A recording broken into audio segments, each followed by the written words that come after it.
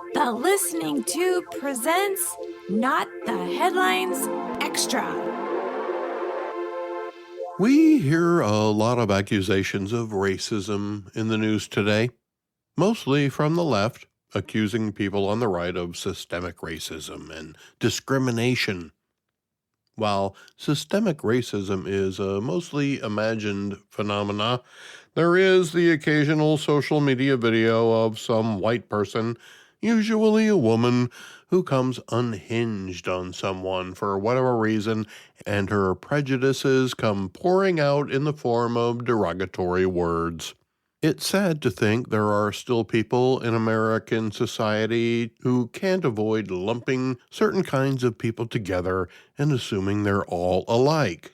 While it's the left who often accuses the right of systemic racism, it's the left who thought all black people would vote for Kamala Harris and other Democratic candidates. The left counted on systemic racism to support their cause, but it didn't work out as well as they needed this time. It's indicative of a shift in the realization that isn't as prevalent as the progressive movement wants us to believe. Diversity, equity, and inclusion initiatives proved to be no different from the quota programs that were initiated in the 1970s. The Supreme Court eliminated race as a measurement of qualifications for college admission. When you look at someone for the first time, there are certain things you naturally notice about them. Their stature, height, and skin color are probably the first three, unless there's some other noticeable feature of the person, like a third eye. You might notice eye color or other facial features as you continue looking at someone. You'll notice the clothes at some point, maybe sooner if the person is wearing a cowboy hat or a turban. There are many ways to get a first impression of someone. Piercings and tattoos have become more common too. For many people today, skin color might be something you recognize early, but not something you particularly care about, just like you don't judge people because of how tall they are.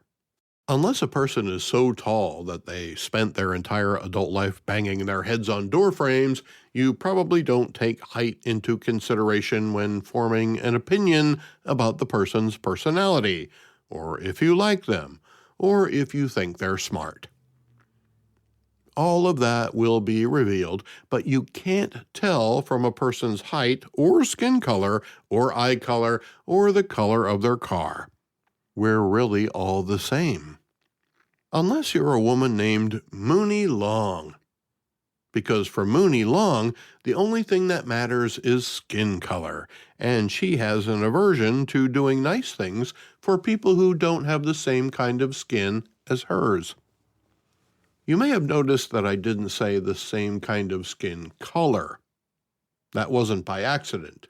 You see, Muni Long seems okay with people of different shades of color, as long as there's some color in there somewhere.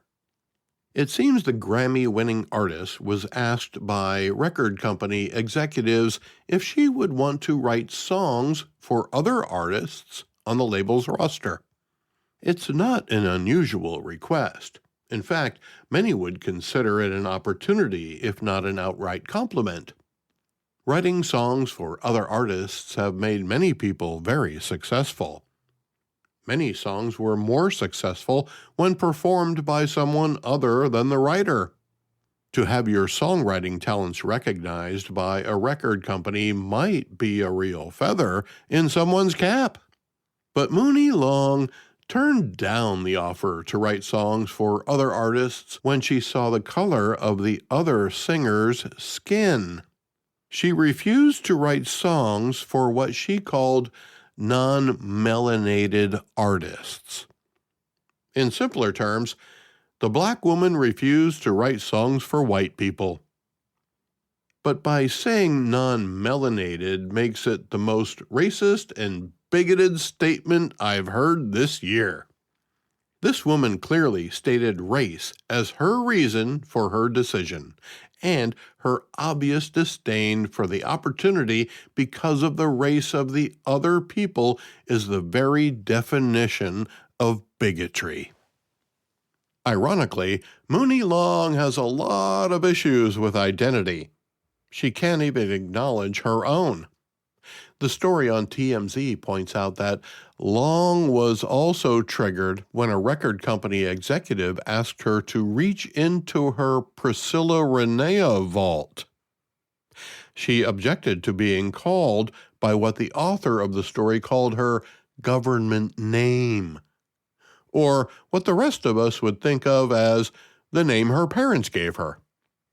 So while Priscilla denies her own identity, she judges others by her perception of how much melanin a person has. Clearly, racism and bigotry are alive and well in America today, as demonstrated by Muni Long. The truly sad part is that a large part of America will applaud her for her racism and bigotry because she's not the one who is non-melanated. Those supporters are the true bigots. Get a lot more content from the Listening Tube with Bob Woodley podcast.